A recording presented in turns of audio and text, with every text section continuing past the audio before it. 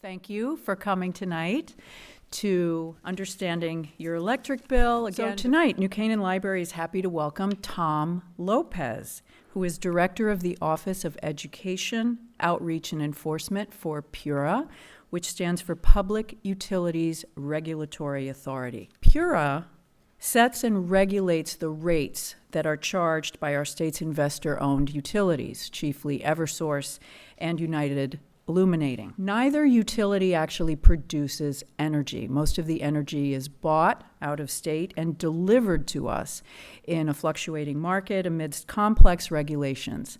And we know some of this can feel very opaque and frustrating to consumers trying to understand and manage the consequences, especially during rate hikes. Coincidentally, this is also the first day of our current legislative session in Hartford, and we know that energy and electric rates are going to be hot topics in the months to come. So this is why we've invited Tom, not so much to walk us through as jog us through the components of our electric bill in order to leave time for questions and answers. This is a tall order. This is a complex subject, but Tom, having been a Navy man for, I guess, close to a decade, is no stranger to a challenge, so I think he's up to it.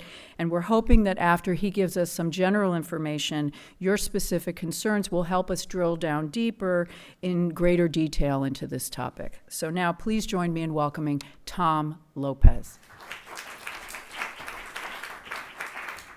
Thank you very much. Thank you for having me this evening. It is my pleasure to talk to you about your energy bill, specifically your electric bills. These things are complicated. I will admit to you, I began working at PURA full-time in 2019 initially as a staff attorney for the agency. When I got hired at PURA, I don't think I ever looked at my electric bill, like truly looked at my electric bill before I started working there, right? And most people, I'd say, don't. They say, okay, well, how much do I owe? Okay, I pay what I owe, and that's fine. And okay, I understand, depending on whether you have electric heat or not, right? Most people don't have electric heat, but for most folks, their bill goes up in the summer when they're turning on the AC, right? That's the norm for most folks, and comes down in the winter.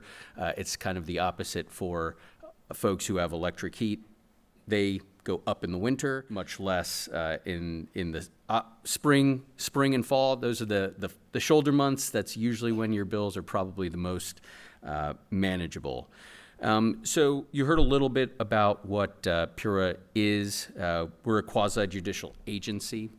So commissioners that ultimately sign off on decisions of the authority. Our goal is to advance the state's energy, economic, and environmental goals, critical to maintaining public health and safety, as well as a robust economy. So we have 5 different divisions. The Office of the Commissioners, so that's the executive office, essentially. The Office of Technical and Regulatory Analysis. That group is the most technical staff. They're essentially, we call them decisional staff as well. They are assisting the commissioners in writing the decisions. There's the Office of Education, Outreach, and Enforcement, which I am the director of. We take all the consumer complaints and review those.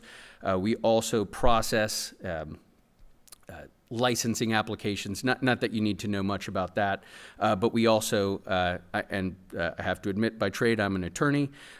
We take care of a lot of enforcement action. So when companies violate regulations and laws, I will go after and try to find them.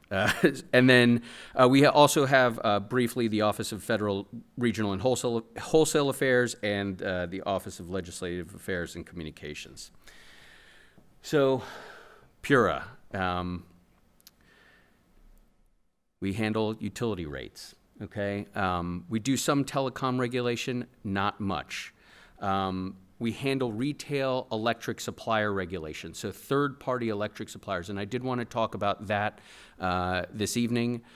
So folks, if you have a third-party electric supplier and how to shop for one, or do you have standard service through Eversource? I'm assuming all of you are residents of, if you are all residents of New Canaan, you have Eversource, formerly Connecticut Light and Power Company, as your electric distribution company. If, New Haven, Bridgeport area, that's United Illuminating. But my intent here is to focus on Eversource. Natural gas pipeline safety enforcement, we handle that. We do the water utilities, regulate the investor owned. So that's in the state right now. That's just Aquarian and Connecticut Water. We do mergers and acquisitions review. Consumer outreach and education, that is what I'm here for this evening. Grid modernization as well. So EVs, EV charging, solar, interconnections, all things that are happening at a really fast pace.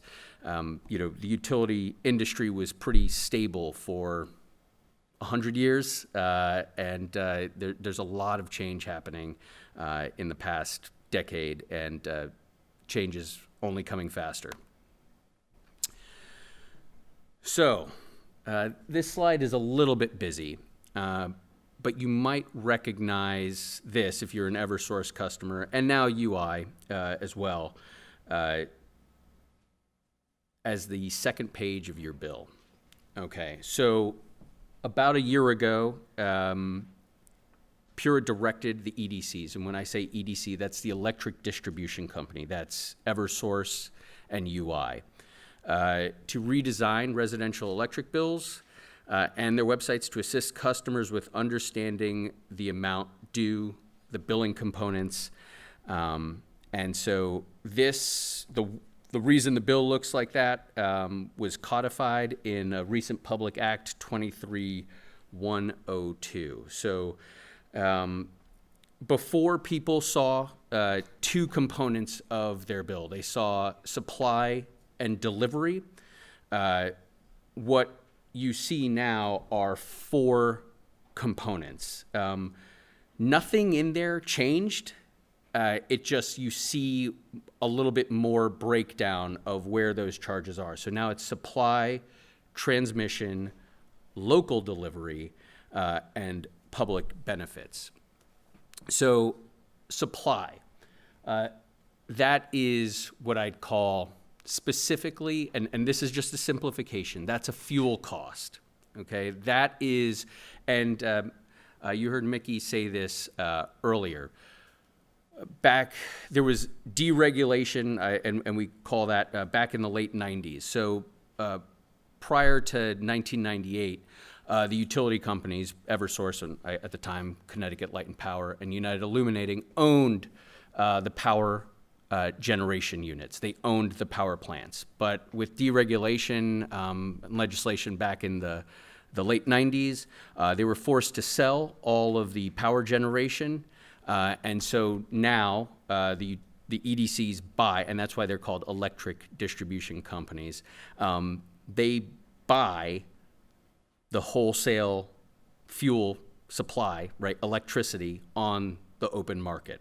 And so that is your supply portion of the bill. That's also why you may have standard service. That is the supply, the fuel cost, if you're buying it directly from Eversource. But you can also, as a residential customer in Connecticut, shop the third-party electric supplier market on energizect.com. And I always say, don't use another website, because that is the website that PURA and my staff specifically review every day to make sure the offers on the website are legitimate. And so ultimately, if you are shopping for electric supply, and we'll take a look at this after I go through the slide presentation. I'll show you energizect.com and how you might be able to shop for a rate that is potentially better than the Eversource standard service rate, and make you aware of some consumer protections that are in place that I'm pretty proud of, because you can cancel at any time with no cancellation fee. So if you have a rate that is not beneficial, a third-party supplier can't charge you a cancellation fee. That used to not be the case, but they can't charge a cancellation fee. You can get onto a better rate. Oh, I shouldn't say immediately because there is some time lag, like with your when your meter is read, but you can charge at no cost to you, or change suppliers at no cost to you, and potentially get a better supply rate. So that's the supply side, and that is the side you might have some ability to change, control, and really when I say control your bill, the real way to control is usage, right? Every component of the bill except for one charge, and there is currently there is one fixed monthly charge for Eversource, right? That's for every Eversource customer, that's $9.62 right now, and until their next rate case, whenever that might be. So aside from $9.62, the rest of your bill is based on usage. Every component charge is based on usage. So transmission, right? Transmission rates, that's a second component of your bill. That's regulated by FERC, and those rates change annually. Like I said, the fixed charge, that's in the local delivery component, right? That's the $9.62 right now. There are, and the local delivery charge, right? The way I describe it to folks is poles and wires. That is the distribution system. That is the investments in the distribution system that the utility company owns. That is the local delivery charge. That is the rate that is what I call truly regulated by PURA, Public Utilities Regulatory Authority. So that is the piece where PURA has control over. That's the piece where we review in the distribution company's rate cases. And then finally, the public benefits charge. Charges are set annually in the RAM docket, so that's a rate adjustment mechanism. There are a whole bunch of charges included in that. So right here you see FMCC charge and the combined public benefits charge. This also includes CAM and C&LM. So C&LM is conservation and load management. These things go to pay for energy efficiency programs, et cetera. They also cover other public policy costs as well. So that, for now, I'll leave that there. So I think I've covered this. I always get ahead of myself in the slides. Right, supply portion reflects the cost of generation of electricity. That is deregulated, right? That is bought on the open market, and that is exactly what you can shop for at energizect.com to choose, if you choose to search for a price that is better than the utility standard service.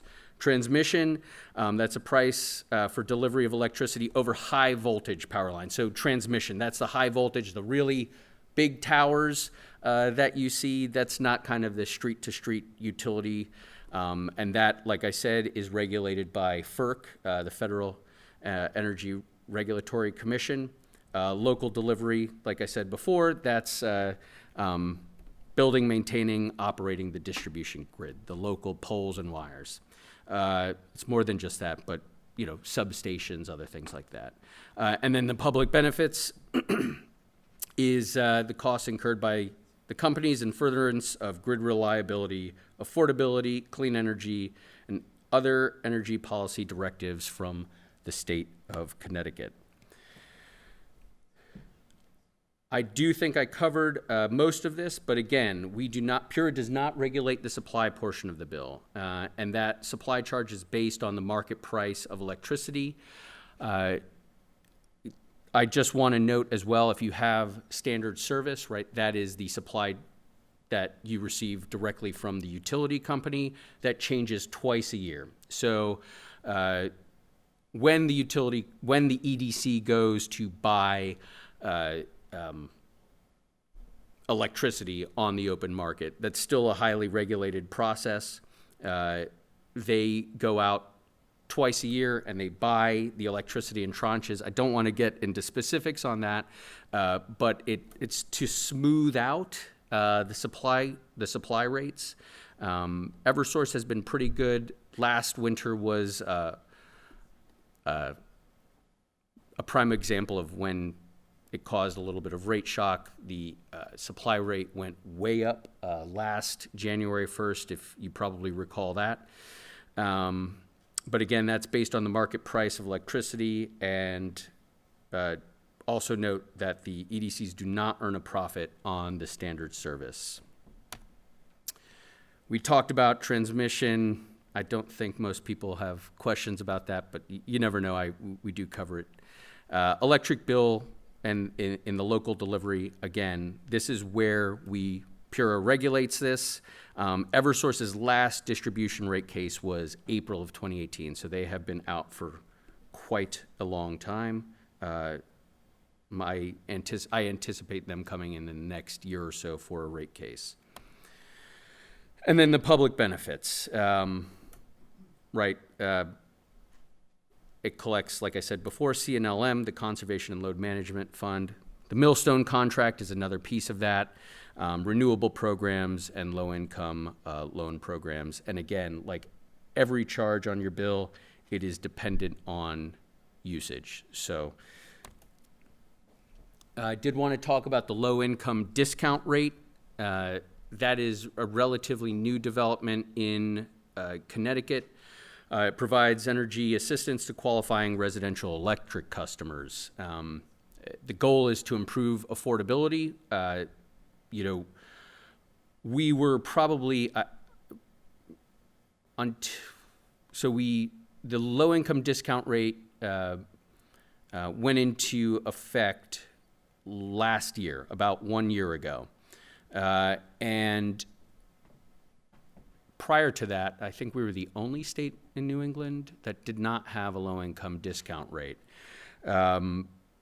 With that said, obviously the goal is so that people and low-income customers can pay their bill, and therefore reduce arrearages that have to be written off by the company. So if they are contributing more to their bill and at affordable price, that's obviously the goal. So right now there's 2 tiers of the discount. This is going to change relatively soon, but it hasn't happened yet. We are going to go from 2 tiers to 5 tiers, but at the moment, the tier 1 discount, so folks with incomes at or below 60% of state median income are eligible to receive a 10% discount off their total electric bill. There is a caveat. It's capped at 1,200 kilowatt hours, so any usage over the 1,200 kilowatt hours monthly is not capped. And then the tier 2 discount, households earning up to 160% of the federal poverty guidelines are eligible to receive a 50% discount with the same caveat. So the authority, right, PURA, is aiming to reduce uncollectible expenses, right, which ultimately unpaid, uncollectible expenses are passed off on all ratepayers, and so the goal with that is to reduce uncollectible expense. We have an annual affordability docket that evaluates low-income discount rate implementation. There will be changes, movement to a 5-tier discount system, and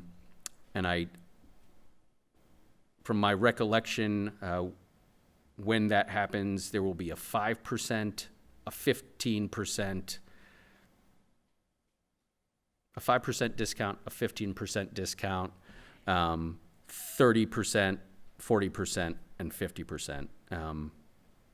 So that is happening in the not too distant future, but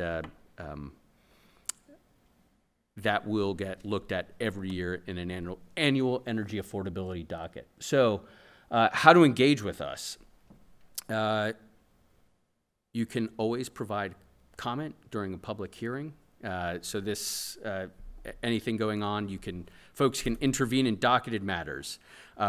If you want to submit written comments in a docket, you can do that by emailing the executive secretary, this email here, pura.executivesecretary@ct.gov. And we do have a way to search for docket filings on our website.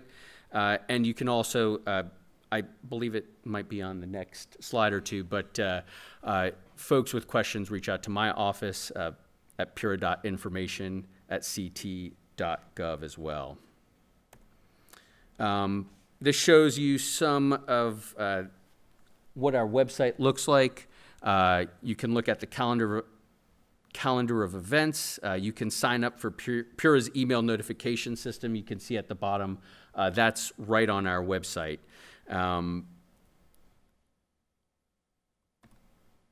And that is our website, right? So portal.ct.gov/PURA. And again, the email, so consumer questions, consumer complaints, really, issues that you have with a utility company, and not just electric in that regard. So if you have SCG, CNG, Yankee for your natural gas company, or if you have Aquarian Water, Connecticut Water. We also do Frontier as well, and we take other complaints as well, but that is mostly the focus. So what I wanted to take a little bit, and I have some questions here. So one of the questions, the first question, I think I'll start easy, I think, right? So one of you asked how to lower my bill. Does it help to unplug when away? The simple answer is yes, absolutely it does. So appliances obviously use energy constantly. So there is a term for it, and I'm going to forget the fancy term, but laptops that, if you leave those, or computers plugged in, they're using energy even if they're off. Obviously, so people who leave town for 3 months, maybe you don't want to empty the refrigerator, but refrigerators use a lot of, obviously, electricity. One of the things that space heaters in the winter, those use a ton of electricity. And then dehumidifiers is another one people don't think about in the summer, or anytime you're running a dehumidifier. Those use quite a bit of electricity. Pool pumps, pool heaters, those use other big electric users. So I did want to take some time and show you the energizect.com website. If you believe it's in your best interest to shop for a third-party electric supplier rate, this is where I would tell you to go, right? Don't just Google it. Use energizect.com. My office does monitor this. And so you can see here, there's Supply Rate Finder. Customers can choose a licensed supplier for their generation services, which may lower their cost. And you can compare generation offers on the rate board. So I'm going to go to the rate board, compare energy supplier rates. So when you do that, I'm going to assume we're here as residential customers. So I'm going to search here for Eversource residential rates. So I've done that. Now, starting as of January 1st, the Eversource standard service rate is now 11.19 cents per kilowatt hour. Back from June through December, that rate was 8.995 cents per kilowatt hour. So it usually does go up in the winter. So it's at 6-month intervals. But what I'm going to do now is scroll down a little bit. And you can see the first offer is Think Energy. And that rate is less than the 11.19 cents per kilowatt hour. That rate is 10.25 cents per kilowatt hour. So there are some assumptions here. You see you see $7.04 less a month. That's for an average use customer using approximately 750 kilowatt hours in the month. So if you use more, that's more savings, right? Because again,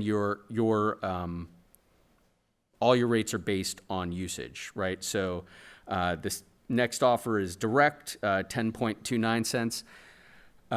You may have, right, it talks about the plans. This is for Think Energies is for 9 billing cycles. So you enroll and you're on for 9 billing cycles. But let's say I enroll with Think Energy tomorrow. So you can click enroll now. I'm not going to do that, but you can click on that, enroll now, or you can call. You could, if you don't like doing everything online, it does have the companies, in this case, Think Energy, which is the licensed third-party supplier. You can call their phone number, 669-3080, or you can click the link. I'm not going to do that, but let's just say you enroll with Think Energy because it's, about a penny less per kilowatt hour right now than the Eversource standard service rate. If you do that, you've got it for 9 months. But like I told you, the standard service rate is from January 1st to June 30th. So in May, we will know what the new standard service rate is going to be come, next July 1st. Usually in the summer, like I said, July 1, the rates typically, and again, not always, but typically, because the cost of these fuels is usually a little bit less in the summertime, and that will probably remain consistent in our area, and it might be even more impactful as liquid natural gas prices across the globe remain relatively high in the winter, especially now that pipelines between Russia and Europe are shut down. So with that said, let's say the rate comes down for Eversource in the summer again, the standard service rate comes down, and we know it's going to be 8 cents per kilowatt hour. But hey, I'm on Think Energy for 9 months. Great, not a problem. You can cancel that at no cost to you. They cannot. Right, that's a consumer protection law right now. They cannot charge you a cancellation fee, and within the next meter read date, you'll be back on standard service supply. Or you could come back to the rate board here, and maybe there's an even better rate with another third-party supplier. The challenge for most people, and this is kind of the word of caution that I give to anyone looking at third-party supplier rates, right? This is where they get you, and I haven't successfully eliminated this, but yeah, I get it. It is a business. So automatic re-enrollments. They are allowed to automatically re-enroll you. They'll send notifications, but invariably, and I have never seen an exception to this, they will re-enroll you at a rate much higher than the rate where you initially enrolled. So the third-party supplier will probably re-enroll you, and they'll give you notice, and it'll say, I'm not going to talk about it, but I'm with XYZ company for my supply rate. And I've enrolled at here, I'll use Think. I'm at 10.25 cents, and then let's say it makes sense for me to stay with them, and then I get a notice and they're re-enrolling me, but I don't pay attention, and they re-enroll me at 17 cents per kilowatt hour. And folks don't notice that sometimes, especially if it happens in a shoulder month. And when I talk about shoulder months, I'm talking about months in the spring and fall where people normally are using the least amount of electricity during the year. You get re-enrolled at a higher rate. Maybe your bill goes up a few dollars, right, because you're using so much less electricity, or in fact, your bill goes down because you're using so much less electricity, but you're paying more on a per kilowatt hour basis. And then when you start using more, let's say in the summer again, and your bill shoots way up, that is, and they didn't even realize, folks didn't even realize that they had been re-enrolled at a rate that was not beneficial to them. So that is something that I caution all customers. If you are going to shop the third-party electric supplier market, I would encourage you to be vigilant about that. So I think, so I know we had some other questions here that I will try to hit. So, all right, so there are a few questions related to why are rates high? Well, that's an invariably it's complicated. What we saw in the summer, and so I talked a little bit about it. We have the rate adjustment mechanism, and that looks at both the transmission and then the public benefits charge. Ultimately, this summer, obviously we saw our agency took, I don't know, I see all the complaints incoming. We essentially were bombarded with complaints. We don't have the manpower. I mean, we were probably getting as many complaints, thousands, and I have a staff that answer calls and emails, like 4 people. So it was not really we weren't able to handle all of the volume, but the public benefits charge, that was probably where a lot of that increase happened. From my perspective, the only way most of this, again, is via the legislature. So a lot of these charges are built into the bill. Many folks were wondering, is this a new charge? I've never seen the public benefits charge before. Why is this happening now? Why is it new? It's not new. You're just seeing it now for the first time, right? It's always been on your bill. You just didn't see it so directly. So in fact, it was a piece of increased transparency that kind of seeing this for the first time was at least broken down like that was a little bit of a shock for some folks. And I'd be happy to take questions if you have any. Sure. Amy, hold on, talking to the mic. Sorry. Sorry, it was always there, and I actually went back and looked at my bills. It used to be about 6%, okay? And then it went to 30, and I tried to look into it, and part is Millstone, part is some catch-up from COVID. And the part that I'm trying to understand is that there was an expense that was rapidly amortized in 10 months. Yes. Which would get us to May. Mm-hmm. So when we get to May, say that's 70% of the charge, does that fall away? So, this is the difficult part of the question. So and again, I have to hedge, most likely. And the reason I say most likely is there will be another rate adjustment mechanism proceeding that is probably starting within the next few weeks. So yes, right.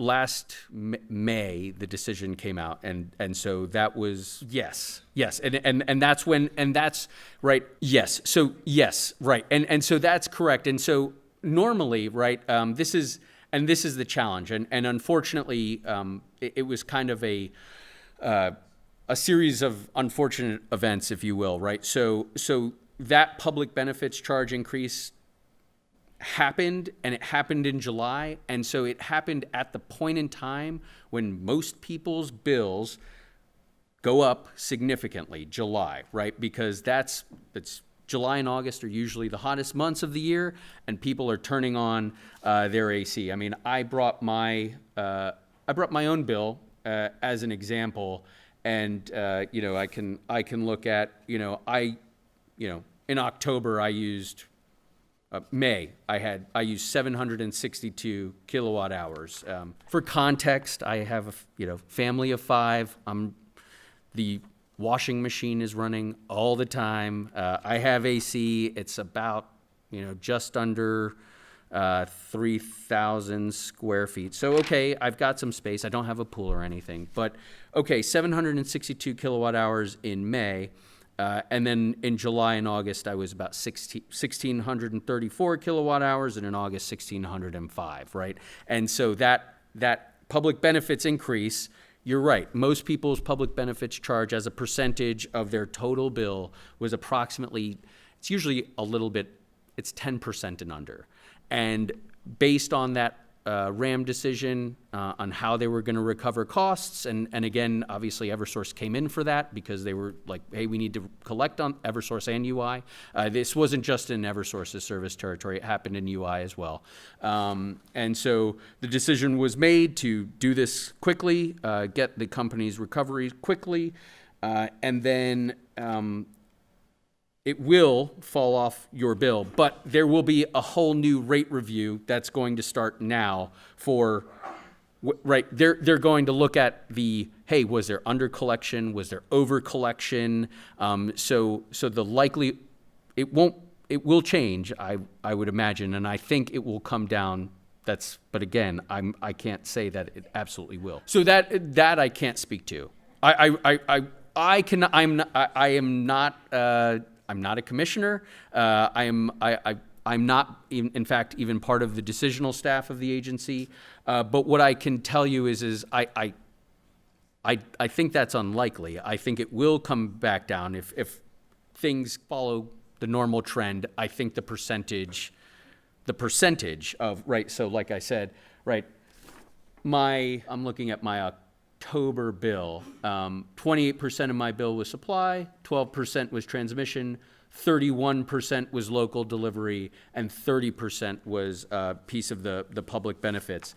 While I didn't bring a whole year's worth of my bills, I also know that in May and June, and before that, it was, and traditionally it had ranged between 6 and 10% of that charge, right? Even before you saw it broken down separately as public benefits. So I think there's a likelihood that it will go back down, but I can't say for certain because I don't know what will happen in the review in the rate adjustment mechanism dockets for both Eversource and UI. So there's some complications. We have a question Please. here. Absolutely. Hi, Tom. Thanks. So You're welcome. The state has made a decision to participate in the Regional Greenhouse Gas Initiative, right, the RGGI program.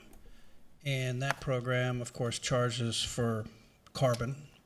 And I'm wondering, when we look at our bill, where would those costs be? Are they in the supply charge? Those are not public benefit charges, I assume.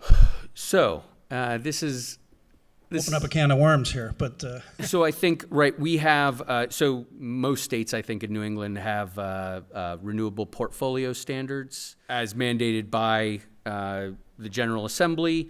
A certain portion of the electricity that must be bought has to be renewable. Okay, so then it's the likelihood is that that's in the public benefits, but I don't know specifically about that. There are a lot of things built into public benefits. question is, at the same time that natural gas prices are making historic lows a couple hundred miles away, our rates are going up, and I'm trying to figure out why that is, right? The supply rate is going up, and Now, the cost of carbon in RGGI has gone up during that same time, but we don't see that cost in our bill anywhere. And I'm just kind of wondering where that falls out. And this might be something we can follow up on later, but this is different than RECs. Yeah, that I'm not, to be honest, I'm not sure about that. Okay, let's move on. We have a question here. Hey, how you doing? You mentioned that the public benefits charge may come down from 30 to 25%, may fall back down. What is the recourse should it not? I don't. So the recourse, right? It's part of the bill. So I couldn't speak to what the recourse is, right? So it's all based on usage. The best thing you can do is reduce your energy usage. But again, So we were just sworn in today, so thank you very much. I was wondering, I didn't see Lucy or Ryan or anybody else here, but thank you. I wanted to make sure I came here. I was at this presentation. They did this in Stamford 5 days before Election Day, so I give them credit. So the blame goes to, frankly, the legislature and the governor, more so than, definitely not PURA, except for the public benefits part. So a number of us, I think including Lucy, wanted the public benefits to be spread out over a couple of years.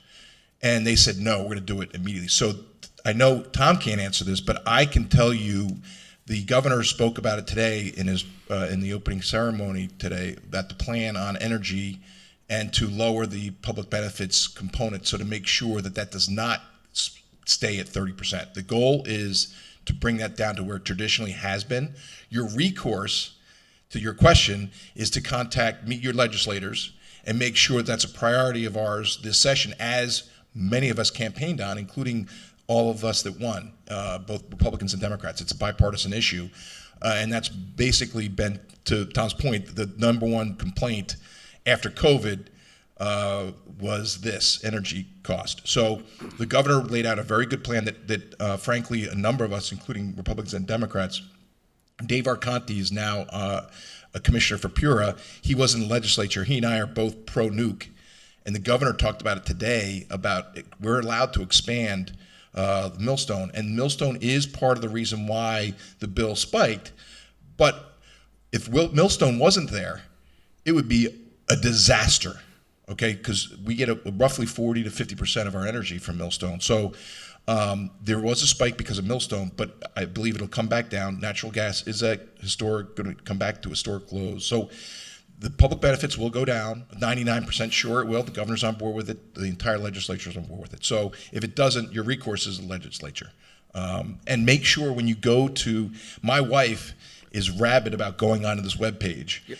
And so she makes sure, go to the right one though, CT Energizing, because there's other websites that trick you. Yes, sir. And I appreciate that. EnergizeCT.com, EnergizeCT.com, because if you go to Google, don't do that. Just go straight to EnergizeCT.com, because that is the website we monitor. We review the rates that are on there.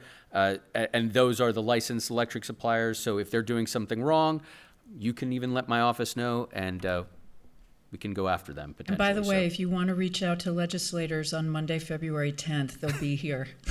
So come to our legislative session kickoff to speak directly to our legislators. Here, question here. Well, I also wanted to add, I'm Carol Liebau, president of Yankee Institute, a state-based policy organization. And Tom and PURA are both doing a great job, but I also wanted to say there is another way we get more natural gas more cheaply, and you can reach out to federal legislators as well. There's something called the Jones Act that makes it very difficult, illegal to import liquid natural gas from other U.S. regions. And there is a bill in the Connecticut legislature now that's basically a nudge to the federal government to get rid of the Jones Act, but our federal legislature, our federal Congress can do that, and that will also lower the price of natural gas and make it unnecessary for us to have to import it from places like Norway and Russia. So at any rate, you can also get more solutions at yankeeinstitute.org. And just to add, that's just an example of, there are a lot of moving parts to energy prices. And so that's, unfortunately, if there were a silver bullet, I think we would have used it by now, but it's complicated, certainly. Absolutely. Yes, sir. Tom, we've recently put a large portion of money into solar panels on our roof. And we find out that you can only reproduce. Eversource will only allow you, or whoever's in charge, Eversource will only allow you to produce 102% of the kilowatt hours that you used in the previous 12 months. We did it because we thought it was a nice thing to do for the environment. 2, because it was a lower cost situation. And number 3, it had a 5-year payback on the investment, which is not bad. So why only 102%? I could have put another 41 panels on the other side of the house and reproduced 200%. A lot of that is related to what the grid can handle.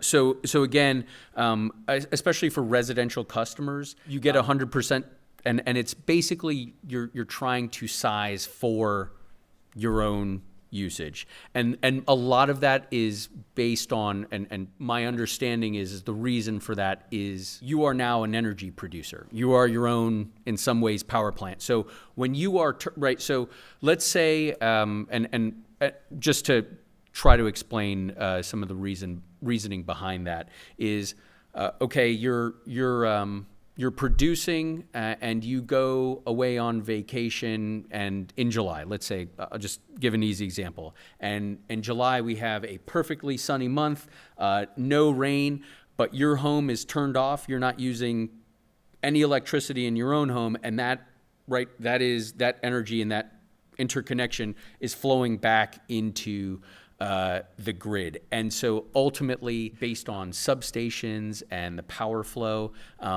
it's to try to limit potential problems with the flow back into the grid.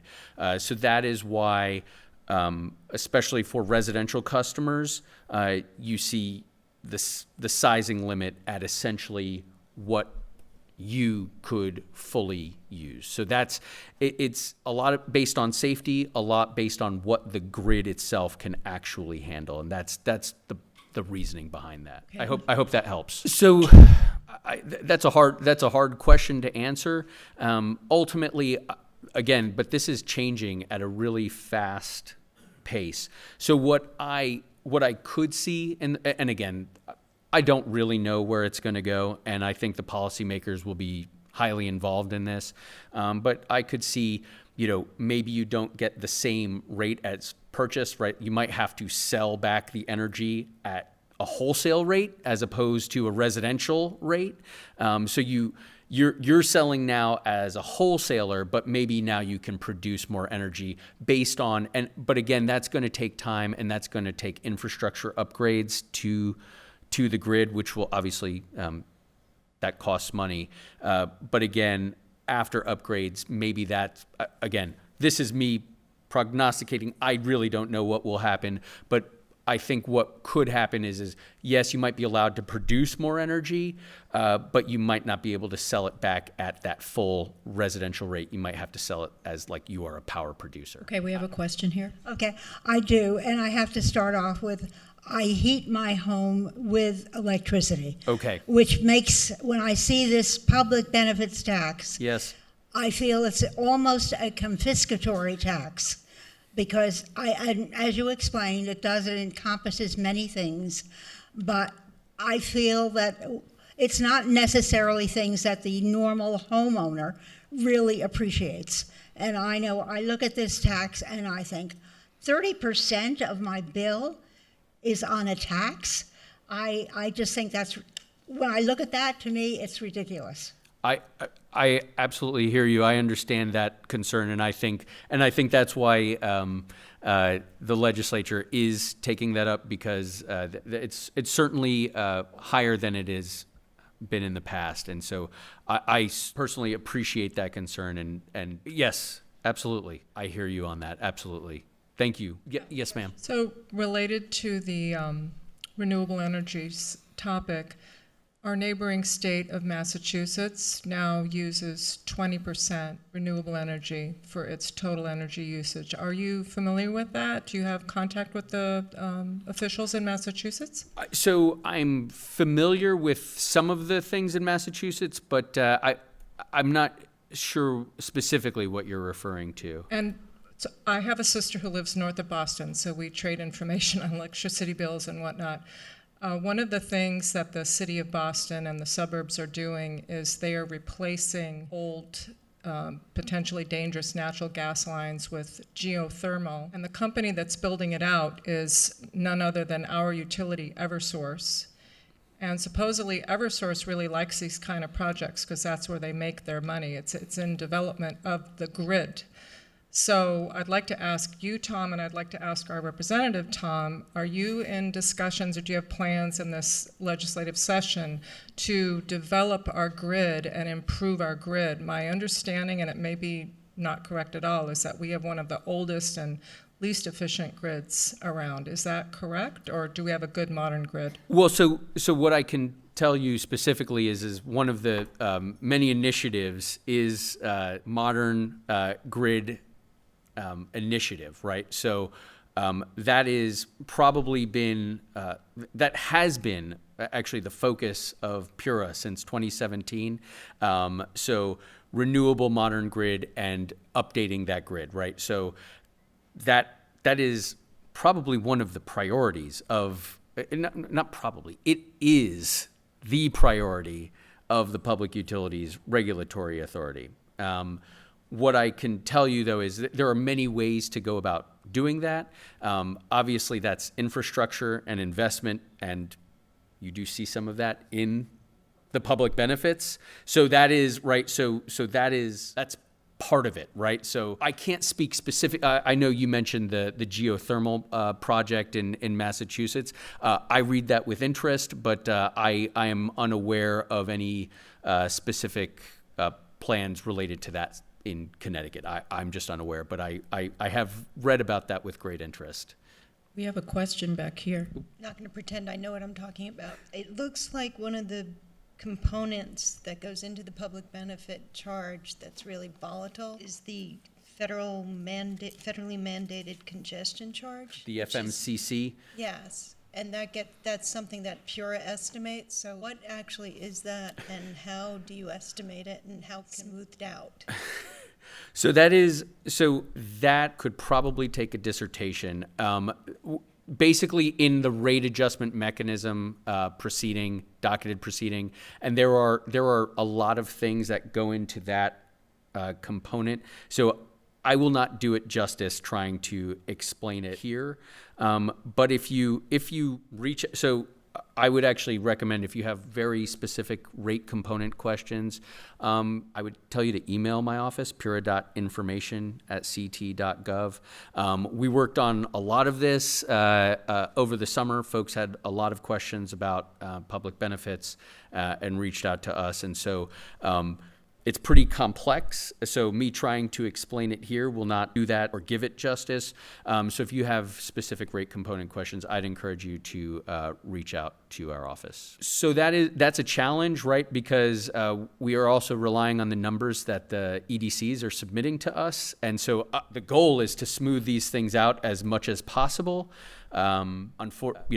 This doesn't always happen, and so you're right. Some years the utility will come back, we undercollected. Sometimes they come back, we've overcollected, and you get some back. So that is part of the push and pull of utility regulation. Again, the goal is to make it as smooth as possible, but it's not a perfect system. But certainly always looking at that. I know that might not satisfy, but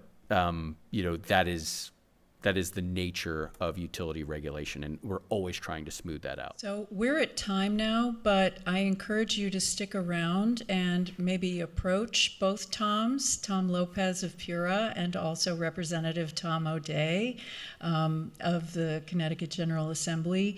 We can certainly keep talking. The library is open until 8 p.m.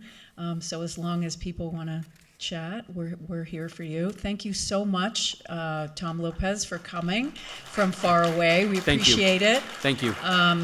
And if people need Tom's contact information, there's also some handouts that were placed on the table after the program began. Thank you so much for coming to New Canaan Library tonight. Thank you.